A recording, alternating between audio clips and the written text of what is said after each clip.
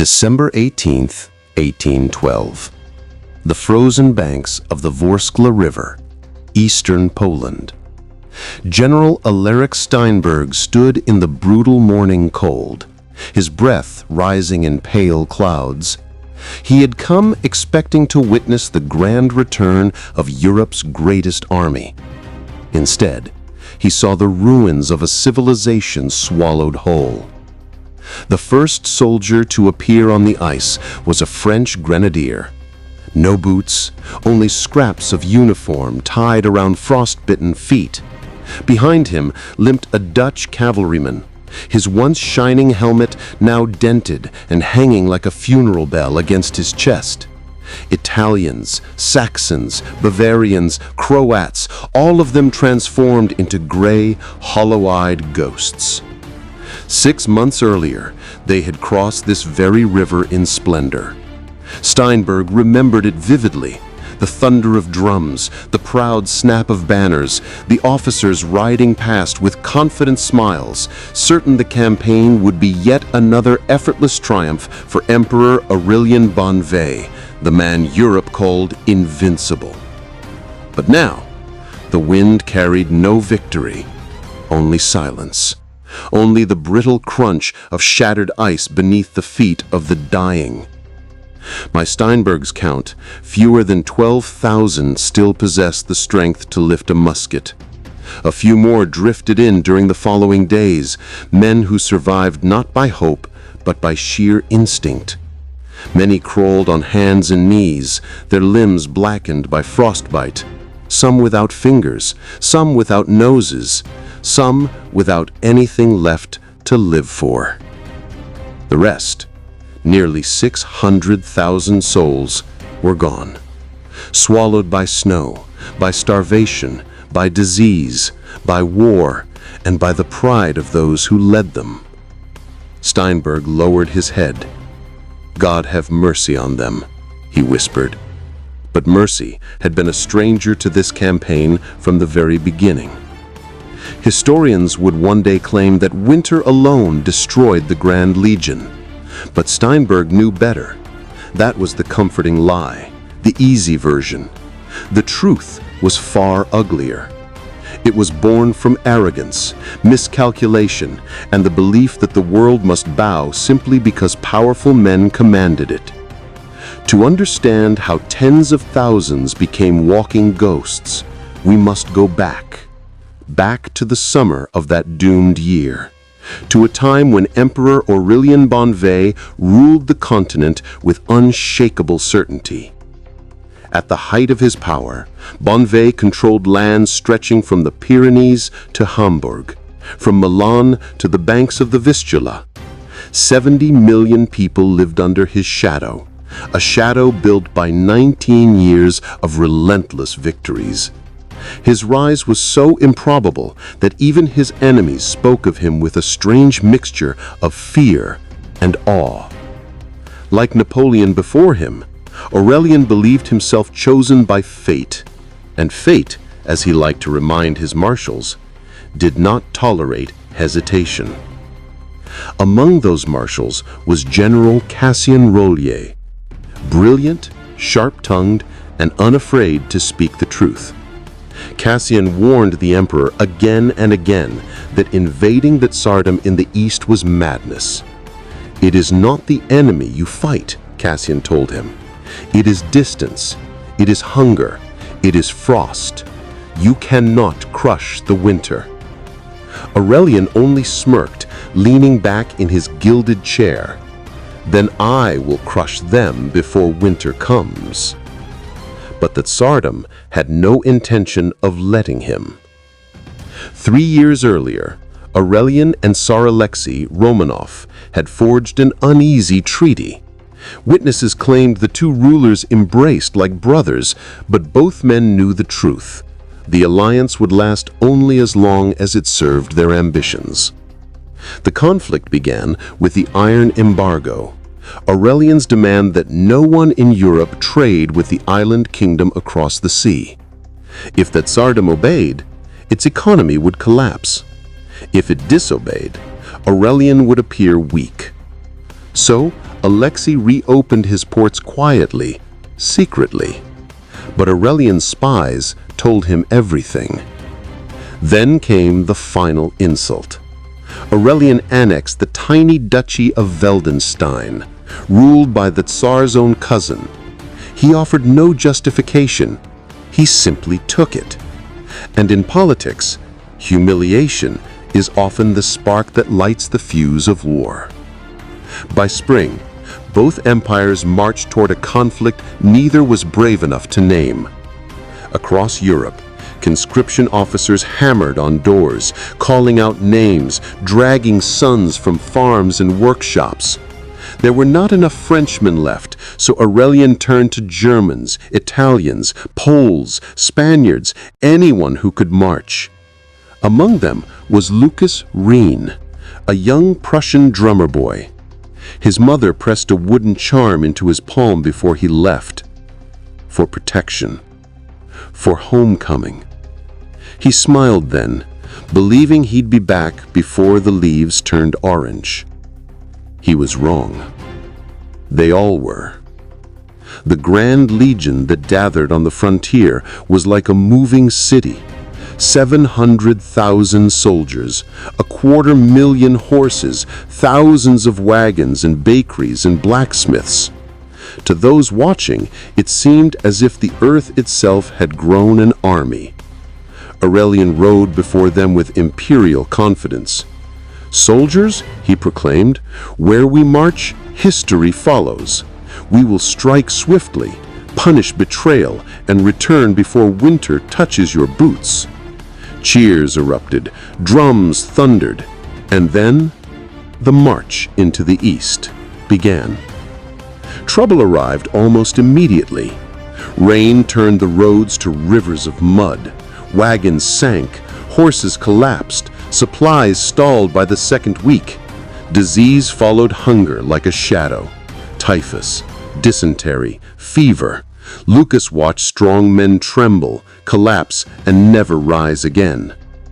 General Cassian confronted Aurelian once more. "We are bleeding before we fought a single battle. Turn back." But Aurelian refused. "The Tsar retreats. When he turns, we will destroy him." "And if he doesn't turn?" asked Cassian. Aurelian smiled coldly. "He will." But the Tsar never turned. He burned. Villages, barns, grain stores destroyed, wells poisoned, livestock driven away. The land itself became a weapon. Every step east drew the Grand Legion deeper into a trap Aurelian refused to see. And now, on the frozen Vorskla, General Steinberg watched the price of that mistake. The wreckage of an army that once ruled a continent. A storm had destroyed them, but that storm had begun long before the first snow ever fell. Snow drifted in slow spirals across the abandoned riverside settlement, falling like pale feathers from a wounded sky. The huts stood half swallowed by winter, their roofs sagging, their windows shattered by months of merciless wind. Captain Elias Brandt led his weary unit through the ghost village, every sense sharpened, listening for anything that did not belong to the wind. Beside him, Mira clutched her thin shawl tightly around her. The cold pierced through every layer she wore. The air carried the scent of frozen wood and faint smoke. Someone was out there, watching, waiting. "Do you think the enemy waited here?" she whispered. "No," Elias murmured. "If they were here, you would smell gunpowder before fear." She couldn't tell whether he meant it as reassurance or a warning. Behind them trudged the last survivors of their unit, 11 tired souls who once marched proudly under the sapphire banner of Valoris. Now they marched under a gray sky, held together by nothing but duty and the stubborn hope of surviving the winter road. Their mission was simple on paper: cross the winter road, stay alive, protect the map. But nothing in war was ever simple. Suddenly, from the tree line, a lone rider broke through the falling snow, a figure draped in a shredded cloak, snapping wildly in the wind. Elias drew his sword instantly. "Hold!" the rider cried. "I come alone." He stumbled from his horse. Mira gasped. "Tavian?" He pulled down his hood. His face was gaunt, lips tinted purple from cold, but his eyes still burned with purpose. "I bring news," he said, barely staying on his feet. "The enemy. They've taken the Black Bridge." Elias stiffened. The Black Bridge was the only river crossing for 40 miles. If the enemy controlled it... "We're trapped!" someone whispered.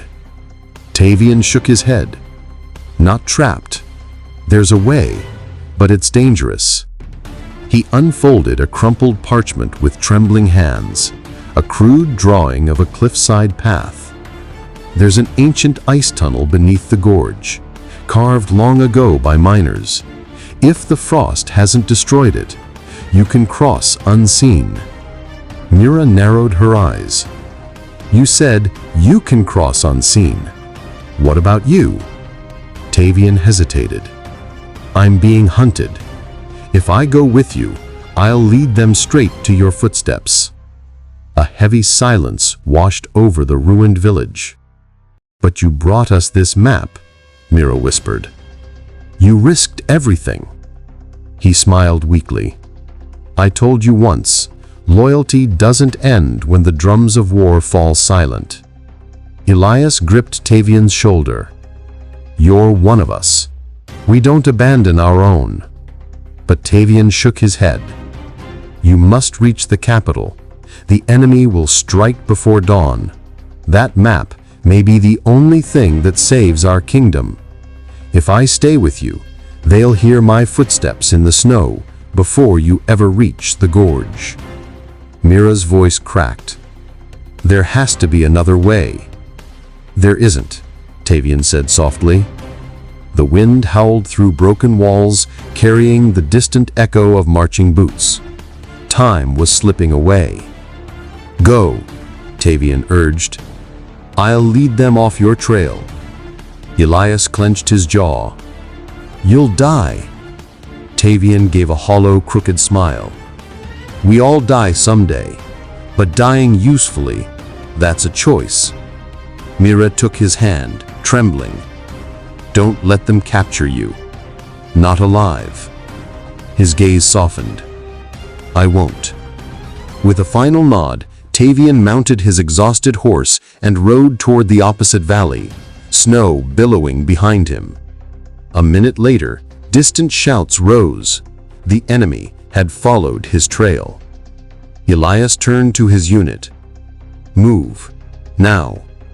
They climbed out of the village toward the ridge. The air grew colder, sharper, metallic. By the time they reached the edge of the gorge, twilight had spread across the sky like a bruise. The entrance to the ice tunnel appeared as a jagged wound in the cliffside, half buried beneath frozen drifts. Elias touched the first step. The ice groaned, a deep, ancient sound.